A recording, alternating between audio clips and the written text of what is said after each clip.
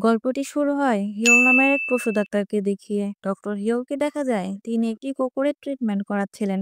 তার চারপাশে ভিড় জমে আছে অনেক কৌতূহলী মেয়েদের। ঠিক তখনই হিয়লের ফোনে কল আসে। ট্রেনে ভেসে ওঠে গ্র্যান্ডপা। দাদু কথা বলা শুরু করে। কথা শেষ না করেই হঠাৎ করে কলটা কেটে দেয়। এতে নায়ক হিয়ল অনেক ঘাবড়ে যায়। সঙ্গে সঙ্গে গাড়ি বের করে রওনা হয় দাদুর উদ্দেশ্যে। গ্রামে দাদুর বাড়ি এসে গেটে তালা দেখে সে আরো চিন্তিত হয়ে পড়ে। জোরে জোরে ডাকতে থাকে, দাদু আছো? এটা আমি হিয়ল। আর বোঝার চেষ্টা করে বাড়িতে কেউ আছে কিনা। হিয়ল দেয়াল টপকে ভিতরে ঢুকতে যাচ্ছিল, ঠিক তখনই এন্ট্রি নিল আমাদের নায়িকা আহন জি ইয়ং। আহন জি ইয়ং গ্রাম পুলিশের একজন অফিসার। ইয়ং হঠাৎ একজন ছেলেকে দেয়াল টপকাতে দেখে চমকে যায়। সে চিৎকার করে সে বলে ওঠে, এখানে কি করছো তুমি, চোর নাকি? যদিও হিয়ল পুলিশ অফিসার ইয়ংকে বোঝানোর চেষ্টা করছিল এটা তার দাদুর বাড়ি। জি ইয়ং সে তো নাছোড়বান্দা। অবশেষে হিয়লকে তার ড্রাইভিং লাইসেন্স দেখাতে হলো। ইয়ং এর সাথে কথা বলার মাঝেই হঠাৎ আরেকজন পুলিশ অফিসার এসে হিয়লের উপর ঝাঁপিয়ে পড়লো। সে ভেবেছিল হিয়ল হয়তো জিয়ং কে আক্রমণ করতে এসেছে। ভুল বোঝাবুঝি থেকেই শুরু হয়ে গেল এক বিশাল কমেডি সিন। আর জিয়ং ও তার সহকর্মী মিলে তাকে পিক আপ করে তাকে সেখান থেকে নিয়ে আসে হাসপাতালে। হঠাৎ হিয়লের জ্ঞান ফেরে। প্রথমেই যা দেখে সে চমকে ওঠে, এটা একটা মুরগি ঠিক তার পাশে। চোখ খুলেই সে চেঁচিয়ে ওঠে। এরপর হিয়ল বুঝতে পারে সে তার দাদুর হাসপাতালেই আছে। ঠিক তখনই তার ফোনে আবারও কল আসে তার দাদুর কাছ থেকে। দাদু জানায়, আমি তার দাদিমাকে নিয়ে ইউরোপ ট্রিপে এসেছি। দাদু স্পষ্ট হিয়লকে জানায়, তুমি হাসপাতাল থেকে আমার কাজ চালিয়ে দাও, আমরা ফিরলে আবার সবকিছু বুঝে নেব। এই বলে দাদু কলটা কেটে দিলেন। হিয়ল কিছুটা রাগ হয়ে বাহিরে চলে যায়। আর নায়িকা আহনজি ইয়ং হিয়লকে বলে, আমার সাথে তোমাকে একটা গুরুত্বপূর্ণ কাজে যেতে হবে, গাড়িতে ওঠো। এটা বলে গাড়ি স্টার্ট দেয়। দুষ্টু নায়িকা গাড়ি চালাতে চালাতেও আয়নায় হিউলকে দেখতে থাকে, যার কারণে ইয়ং অন্যমনস্ক হয়ে যায় আর রাস্তায় এক ছেলেকে ধাক্কা মেরে কাদায় ফেলেই দেয়। ইয়ং নিজেই ভুল করে উল্টা ছেলেটাকেই কথা শোনাতে শুরু করে। এসব দেখে হিউল ভাবছে মেয়েটার মাথা ঠিক আছে তো। ইয়ং পরে অবশ্য ছেলেটাকে সরি বলে। ওরা আবার এখান থেকে চলে আসে এক মুরগি পালনকারীর কাছে। একটা কুকুর নাকি মুরগি খেয়ে ফেলেছে। রাগে সেই কুকুরটাকে বেঁধে রেখেছে মুরগির মালিক। কুকুরটা বেশ ইনজোর্ড ছিল, তাই হিয়ল কুকুরটাকে চিকিৎসার জন্য নিয়ে আসে। কুকুরের চিকিৎসা শেষ হতে না হতেই জিয়ং এর কাছে আবারও কল আসে। আবারও নতুন কেস। এবার জায়গাটা কাছেই ছিল, তাই তারা হাঁটতে হাঁটতে রওনা দেয়। রাস্তা কাঁচা হওয়াতে হিয়ল হঠাৎই হোঁচট খেয়ে কাদায় পড়ে যায়। দুষ্টু নায়িকা এটা দেখে হাসতে হাসতে মাটিতে গড়াগড়ি খাওয়ার মতো অবস্থা। এখানে হিয়ল লজ্জায় লাল হয়ে যায়। তো হিয়ল এসেছিল এক ছাগলের ট্রিটমেন্ট করাতে। ছাগলটা বেশ রাগী। হিয়লের ভয় পাওয়া দেখে ইয়ং মনে মনে বেশ মজাই নিচ্ছিল। তবুও হিয়ল সাহস করে ট্রিটমেন্ট শেষ করে বাড়ি ফেরে। হিয়ল বাড়ি ফিরে যখন দাঁড়িয়ে আছে, তখন হঠাৎ দরজা খুলে ঢুকে পড়লো গ্রামের মহিলা কমিটির সদস্যরা। এতে হিয়ল বেশ চমকে যায়। ভালো পশু চিকিৎসা করায় তারা হিয়লের জন্য বেশ কিছু খাবার দাবার উপহার হিসেবে নিয়ে এসেছে। আসলে এই গ্রামে স্মার্ট লক নেই, এজন্য মহিলাগুলো কলিং বেলের রেসপন্স না পেয়ে সরাসরি ভেতরে চলে আসে। মহিলাগুলো হিয়লের সাথে কথা বলছিল আর একটু দুষ্টুমিও করছিল। এরপর তারা চলে যায়। রাতে হিয়ল হাসপাতালের পাশেই পুলের দিকে যায়। ওখানে একটা পুলে একটা মেয়েকে দেখতে পায়। মনে হচ্ছিল সে যেন পানিতে ট্রেনিং করছে। পরে দেখতে পায় মেয়েটি আসলে অন্য কেউ নয়, সে আমাদের জায়ং। পরদিন সকালে হিয়ল ঘুম থেকে ওঠে, কিন্তু তার শরীর ভালো লাগে না। গত রাতের ঘুম ভালো হয়নি, কারণ দাদাবাড়ির সেই শক্ত বিছানায় শোয়া তার অভ্যাসের বাইরে। আরেকদিকে তার অন্য অভ্যাস ছিল আলিশান আরাম আর নরম বিছানা। হিয়ল জাগে, কিচেনে আসে, একটু চিন্তিত। গ্রামে কি কফি পাওয়া যাবে? কারণ প্রতিদিন সকালে কফি খেয়েই তার দিন শুরু হয়। গ্রামে জিম নাই, তাই হাঁটতে বের হয় হিয়ল। হঠাৎ তার পথেই দেখা হয় দুই কৃষকের সঙ্গে। তারা হেসে বলে, ওরে তুমি তো মিস্টার হ্যান্ডসের নাতি, দেখতে হ্যান্ডসের মতোই হ্যান্ডসাম। কিছু মেয়ে তো তখন হিয়লের সাথে কৌতূহল করে এন্ট্রি নেওয়ার চেষ্টা করে দেয়। হিয়ল দ্রুত সেসব এড়ানোর জন্য জোরে জোরে দৌড়ানো শুরু করে, কিন্তু হঠাৎ একটা পাথরের সঙ্গে ধাক্কা লাগলো এবং তার পায়ে ব্যথা হলো। রাগে সে পাথরটা একটা পাশের বাগানে ছুঁড়ে ফেলে দিল। ঠিক তখনই সেই মহিলা যাকে সে গত রাতে দেখেছিল ফিরে আসে আবার। প্রথমে সে রাগারাগি করে বলে, তুমি আমাদের বাগানে কেন পাথর ফেলেছো? পরে দেখলো হিয়ল ভয় পেয়েছে। তখন সে হাসি দিয়ে মিষ্টি স্বরে কথা বলে আর হিয়লকে জগিং করতে বলে চলে যায়। এদিকে হিয়লের নজর পড়লো তার দাদা বাড়ির দিকে। এক পিচ্চি ছেলে গেট খুলে ভিতরে ঢুকছে এবং বল নিয়ে বের হচ্ছে। হিয়ল ছেলেটার কাছে গিয়ে জিজ্ঞাসা করলো, তুমি এখানে কি করছো? ছেলেটি বলল, আমার বল এখানে পড়ে গেছিল, তাই এটা নিতে এসেছি। হিয়ল তাকে কঠোর কণ্ঠে বলে, এভাবে অনুমতি ছাড়া কারো বাড়িতে যাবে না, ঠিক আছে?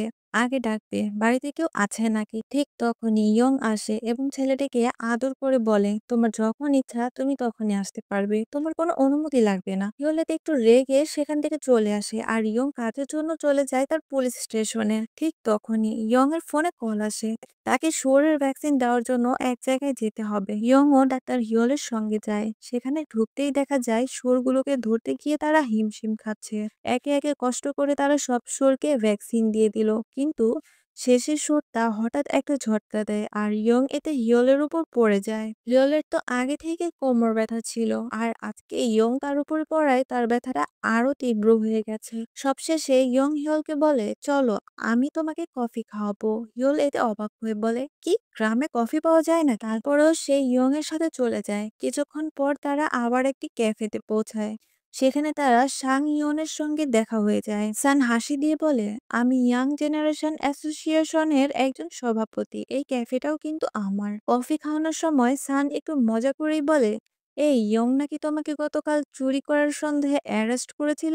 ইয়োলেতে একটু লজ্জা পায়। ঠিক তখন ইয়ং তার জন্য কফি নিয়ে আসে। এখানে ইয়ং কোনো না কোনো কারণবশত একটা বক্সের মধ্যে কিছুদিন ধরেই কিছু টাকা জমিয়ে রাখছিল। হঠাৎই ইয়ং সেই বক্সটা হাতে নিয়ে দেখে সেই বক্সের দরজা কেউ ভেঙে তার টাকা পয়সাগুলি সব চুরি করে কেউ নিয়ে গেছে। এতে ইয়ং ভাবছে, এই এই কাজটা কে করতে পারে? গ্রামে তো বেশিরভাগই বুড়ো লোকজন, যারা অল্প বয়স্ক আছে তারা তো বেশিরভাগই শহরে পড়ালেখা করতে চলে যায়। তাহলে চুরিটা কে করলো? এসব ভাবতে ভাবতে ইয়ং বক্সের দরজা ঠিক করার চেষ্টা করে। ঠিক তখনই এটা ঠিক করতে গিয়ে কাঠের একটা ছোট টুকরো ইয়ং এর নখে ঢুকে যায়। সান হিওলের হাতে একটা ক্রেডিট কার্ড দেখতে পায়। সান হিওলের হাতে থাকা সেই ক্রেডিট কার্ডটি নিয়ে আর নখে ঢুকে থাকা কাঠের টুকরো বের করার চেষ্টা করে, এবং বের করার পরে হিওল তাকে বলে, তুমি ক্রেডিট কার্ড দিয়ে কফির দামটা রেখে দাও। সান জানায়, গ্রামে ক্রেডিট কার্ড? গ্রামে তো কেউ ক্রেডিট কার্ড ব্যবহার করে না, তাই ক্রেডিট কার্ড ব্যবহারের জন্য কোনো ব্যবস্থা আমার এখানে নেই, তোমাকে ক্যাশ দিতে হবে। অবশেষে হিয়ল ক্যাশ দিয়ে হসপিটালের দিকে রওনা দেয়। হাসপাতালে এসে অ্যাসিস্ট্যান্ট জানায়, তোমাকে আরো একটি খামারে যেতে হবে, একটি ছাগলের বাচ্চার পেটে ব্যথা। হিয়ল বলে, এখন তো লাঞ্চ টাইম, কিন্তু অ্যাসিস্ট্যান্ট জানায়, সমস্যা হলে এখানে কাজ বন্ধ হয় না, তোমাকে যেতেই হবে। কি আর করার। ভর দুপুরে হিউল সাইকেল নিয়ে খামারে পৌঁছায়। ছাগলগুলো ধরার চেষ্টা করতে করতে সে হাঁপাতে হাঁপাতে দাঁড়িয়ে থাকে। অন্যদিকে ইয়ং আবার সেই পুচকু ছেলেটার সঙ্গে দেখা করে। ছেলেটি বলে, কেউ দাদা বাড়িতে ঢুকে চুরি করছে। ইয়ং দ্রুত বাড়িতে যায়, গেটের ছিটকেনি খোলার চেষ্টা করে। হিউল পেছন থেকে এসে বলে, কালই তো আমাকে অ্যারেস্ট করতে এসেছিলে, এবার তুমি অন্যের বাড়িতে ঢুকছো? ইয়ং বলে, আরে বোকা, চুরি হচ্ছে, তোমার বাড়িতে চুরি হচ্ছে। এরপর দুজন চুপি চুপি ভিতরে ঢুকে চোরকে ধরে ফেলে, আর মুখে মাস্কটা খুলে দেখে চোরটা তার পাশের গ্রামেরই একটা তরুণ ছেলে। এসব করতে করতে হিয়র মাটিতে পড়ে যায়, আর ইয়ং তাকে হাত ধরে উপরে উঠাতে চায়, কিন্তু আমাদের মাতব্বর হিয়ল তো একাই উপরে উঠতে চায়। এতে আরো হিয়ল পিছলা খেয়ে নিচে পড়ে যেতে থাকলে ইয়ং তাকে ধরে ফেলে। হিয়ল ইয়ং এর দিকে তাকিয়ে থাকে, আর সেখানে মুহূর্তটা যেন স্থির হয়ে যায়। এরপর হিয়ল আর ইয়ং পুলিশ স্টেশন আসে ওই চোরের কাছে। এখানে চোরের মাও আসে, আর চুরি করার জন্য তার মা তাকে অনেক বকাবকি করে, আর তার ছেলেকে ছেড়ে দেওয়ার জন্য অনেক আকুতি জানায়। ছেলেটি তার গার্লফ্রেন্ডকে গিফট দেওয়ার জন্য টাকা লাগতো, তাই সে চুরি করতে আসে। অন্যদিকে সেখানে মহিলা সমিতির ওই মহিলাটিও আসে, আর সে হিয়লকে জোর করে যেন ছেলেটিকে শাস্তি দেয়। অন্যদিকে ছেলেটির মা তাকে মাফ করে দিতে বলে, মামলা না দেওয়ার জন্য তাকে জোর করতে থাকে। এখানে আরো মজার ব্যাপার হলো, ওই মহিলার নাকি খুব সুন্দরী একটা ভাতিজি আছে। হিয়ল যদি মামলা না দেয়, ছেলেটিকে মাফ করে দেয়, তাহলে ওই মেয়েটির সাথে হিয়লকে বিয়ে করিয়ে দিবে। বেচারা হিয়ল তো পুরোই থোয়া হয়ে যায়। ইয়ং দুই দলের ঝগড়া থামানোর চেষ্টা করে। তাদের ঝগড়া দেখে হিয়ল বলে, এই শোনো, আমার শহরে একটি গার্লফ্রেন্ড আছে, তাই আপনাদের এসব ঝগড়ার ভিতর আমাকে একদমই জড়াবেন না। এটা বলে রাগে সে চলে যায়, আর হিয়লের বাহিরে আসা দেখে ইয়ংও বাইরে আসে, তাকে রিল্যাক্স করার ট্রাই করে। কিন্তু হিয়ল তো উল্টা নায়িকাকেই কথা শুনিয়ে দেয়। হিয়ল বলে, এই গ্রামে আসার পর থেকে তোমার সাথে বারবার কেন দেখা হয়ে যায়? তুমি কি বাই এনি চান্স আমাকে পছন্দ করো? এমনটা যদি হয়ে থাকে তবে এখানেই তুমি সব শেষ করে দাও। ইয়ং এসব কথা শুনে অনেক হার্ট হয়। ইয়ং এর মন খারাপ হয়ে যায়। তারপর পরের সিনে দেখা যায় ইয়ং মন খারাপ করে সাং এর সাথে গল্প করে। সাং তার স্কুল জীবনের গল্প বলছিল, আর ইয়ং ও তার স্কুল জীবনের গল্প বলছিল।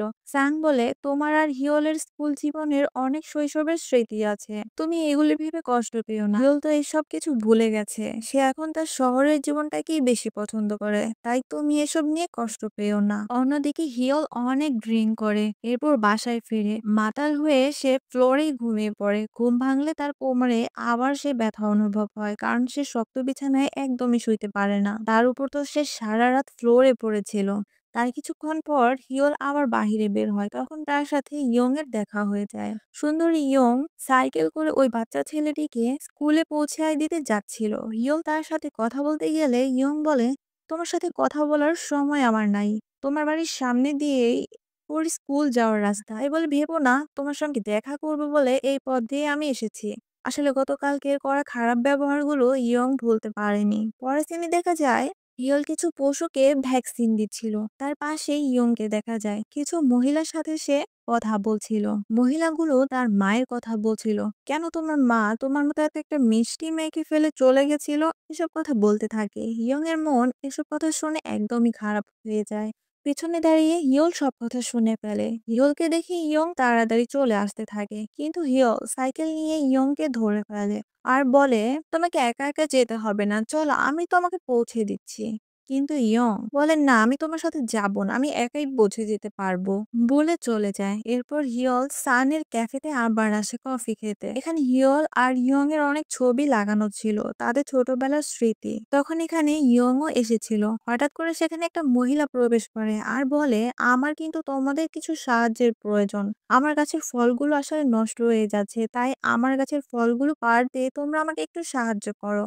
হিয়ল তো কখনো এমন ধরনের কাজ করেনি, তাই ইয়ং তাকে শিখিয়ে দিচ্ছিল কিভাবে ফল পাড়তে হবে। এমন সময় হিয়ল ইয়ং এর কাছে মাফ চেয়ে নেয় ওই দিনের করা খারাপ ব্যবহারের জন্য। ইয়ংও তাকে ক্ষমা করে দেয়। দূর থেকে সান এসব কিছু দেখছিল। আসলে সাংও মনে মনে ইয়ংকে পছন্দ করে, আর তার একটু কষ্ট হচ্ছিল তাদের মিল হয়ে যাওয়ার কারণে। তখন সান ইয়ং এর পাশে এসে দাঁড়ায়। হঠাৎই ইয়ং বলে, সান তুমি না একটা ট্রাক বিক্রি করবে বলেছিলে, তুমি তোমার ট্রাকটা হিয়লের কাছে বিক্রি করতে পারো। সান তো হিংসে করে তার 4 লাখ টাকার গাড়ি এখন 10 লাখ টাকায় বিক্রি করতে চায় হিয়লের কাছে। অবশেষে ইয়ং এর কথায় সে 5 লাখ টাকায় রাজি হয়ে যায় তার গাড়িটি বিক্রি করার জন্য। হিয়ল বাড়ি ফিরে যায় আর ক্যাফেতে বসে থাকে সান। সে বসে বসে ইয়ং এর সাথে তার ছেলেবেলার স্মৃতিগুলো মনে করতে থাকে। আসলে মনে মনে সেও ইয়ংকে খুব পছন্দ করত। এরপর দেখা যায় হিয়ল তার ক্লিনিকে এসেছে। সে যে কুকুরটিকে ট্রিটমেন্ট করছিল, হঠাৎ তার ওই কুকুরটিকে ক্লিনিকে দেখতে পাচ্ছে না। অ্যাসিস্ট্যান্ট বলে, তোমার কুকুরটিকে ইয়ং নিয়ে গেছে। হিয়ল ইয়ংকে খুঁজতে বের হয়। দেখা যায় ইয়ং কুকুরটার সাথে খেলাধুলা করছে। ইয়ং হিয়লকে জানা সে কুকুরটাকে তার কাছে রাখতে চায় আর তার সব দেখাশোনা করতে চায়, এবং সে কুকুরের একটা সুন্দর নামও দিয়েছে। এটা বলে ইয়ং কুকুরটাকে নিয়ে এখান থেকে চলে আসে। এখানে ইয়ং এর একটা পুরনো স্মৃতি মনে পড়ে। ছোটবেলায়ও ইয়ংকে একটা কুকুর উপহার দিয়েছিল হিয়ল। এরপর হিয়ল শহরে চলে যায় আর কুকুরটাও তার কিছুদিন পরে মারা যায়। এসব মনে করে ইয়ং এর মন খারাপ হচ্ছিল। পরের দিনে দেখা যায় হিয়ল ইয়ং এর সাথে হাঁটতে বের হয় আর গল্প করতে থাকে। হিয়ল বলে, এই গ্রামে তো তোমার তেমন কোনো বন্ধুই নেই, তোমার মা কি তোমার সাথে থাকে না? ইয়ং বলে, ছোটবেলায় তার মা তাকে তার দাদির কাছে রেখে চলে গেছিল, কোথায় গেছিল কেউ জানে না। এখন এই গ্রামের মানুষই তার একমাত্র আপনজন। তাদের গল্প করার মাঝে হঠাৎ সাং সেখানে চলে আসে। তাদের একসাথে দেখে সানের আবার হিংসে হতে থাকে। সাং তো আজকে বলেই দিল, তোমার কাছে না ট্রাক বিক্রি করলাম আর তুমি এখনো সাইকেল নিয়ে ঘুরে বেড়াচ্ছ। আমি চাই না তুমি আমার ছোটবেলার সবচেয়ে কাছের বন্ধু ইয়ংকে কষ্ট দাও, তুমি ওর কাছ থেকে দূরে থাকো। এই বলে সে চলে যায়। এসব কথা শুনে ইয়ং আর হিয়ল দুইজনই অবাক হয়ে যায় আর সেখান থেকে চলে যায়। হিয়ল তার ক্লিনিকে ফিরে যায়। হঠাৎ ইয়ং দৌড়ে এসে খবর দেয় কোথাও সে তার কুকুরটিকে খুঁজে পাচ্ছে না। হিয়লও এতে চিন্তায় পড়ে যায়। সাইকেল করে ওরা তাকে খুঁজতে বের হয়। হঠাৎ তারা কুকুরটিকে দেখতে পায় একটা জঙ্গলের ভেতর ছুটছে। ভেতরে ঢুকে দেখতে পায় কুকুরটি তার 3টি বাচ্চা সহ বসে আছে। হঠাৎ করে অন্য একটি কুকুর, মানে কুকুরের বাচ্চার বাবা, এসে হিয়লকে আক্রমণ করে দেয়। এতে ইয়ং কোনোভাবে এই দিকটা সামলে নেয় আর তারা কুকুরটিকে নিয়ে আবার যেতে শুরু করে। হঠাৎ আবারও মহিলার কল, অর্থাৎ ওই মহিলা কমিটির মহিলা ওই আন্টি ফোন করেছে। তার পালা গায়ের আজ বাচ্চা ডেলিভারি হবে, তাই হিয়লকে তাড়াতাড়ি সেখানে যেতে হবে। এটা শুনে ইয়ংও তার সাথে তাড়াতাড়ি ওখানে যায়। আর ওই দিকটা সামলে নেয়। গাইটি সুস্থ একটা বাচ্চা জন্ম দেয়। আর মহিলাটি খুব খুশি হয়ে একটা পার্টির আয়োজন করে। রাতের পার্টিতে সবাই আনন্দ করছিল। ইয়ং আর হিয়ল পাশাপাশি বসেছিল। এদিকে সাং তাদেরকে পাশাপাশি দেখে জেলাস করছিল। চেয়ারম্যান আন্টি অ্যানাউন্স করে আজকে ইয়ং সবাইকে গান গাইয়ে শোনাবে। তো ইয়ংও রাজি হয়ে যায়। সে সবাইকে গান গেয়ে শোনাতে শুরু করে। হঠাৎ হিয়ল এসব দেখে মুগ্ধ হয়ে যায়। ইয়ং এর দিকে তাকিয়ে থাকে, যেন মনে হচ্ছে সে ধীরে ধীরে তার প্রেমে পড়ে যাচ্ছে। আন্টি আবারও হিয়লকে জোর করে গান গাওয়ার জন্য, কিন্তু হিয়ল তো থতমত খেয়ে যায় আর সবাইকে বলে, আমি গান গাইতে পারি না, আমাকে মাফ করবেন প্লিজ। এই বলে তারা পার্টি শেষ করে বাড়ির দিকে যেতে থাকে। দুজনে পথে যেতে যেতে অনেক গল্প করছিল। দুজন দুজনের প্রতি অনেক খুশি ছিল। দেখে এমনটাই মনে হচ্ছিল। হঠাৎ একটা গর্তে পা পড়ে যায় ইয়ং এর। এতে ইয়ং হিয়লের উপর পড়ে যায়। হিয়ল তাকে ধরে ফেলে আর দুজনের চোখে চোখ পড়ে যায়, যেন আস্তে আস্তে তাদের মধ্যে মায়া বাড়ছে। যাই হোক, সাইকেলটা পড়ে গিয়ে কিছুটা ক্ষয়ক্ষতি হয়। সাইকেলটা ঠিক করতে গিয়ে হিয়লের হাত পড়ে যায় ইয়ং এর হাতে। তখনই ওই জায়গায় সাং এসে পড়ে। আসলে সাং তো তাদের পিছুই করছিল। সাং এখানে এসে বলে, তুমি এখানে কি করছো? তুমি কোনো অন্য মতলব করছো না তো? একথা শুনে হিয়লের মন খারাপ করে যায় আর সে এখান থেকে চলে আসতে শুরু করে। তখন সাং তাকে আটকে দেয় আর বলে, হিয়ল, আমি ইয়ংকে কিছু বলতে চাই। আমি চাই তুমিও এই কথাটি শুনে যাও। সাং বলে, ইয়ং, আমি তোমাকে পছন্দ করি। তার এসব কথা শুনে ইয়ং অবাক হয়ে যায় আর তাকায় থাকে। এদিকে হিয়ল এসব কথা শুনে দূরে দাঁড়িয়ে থাকে।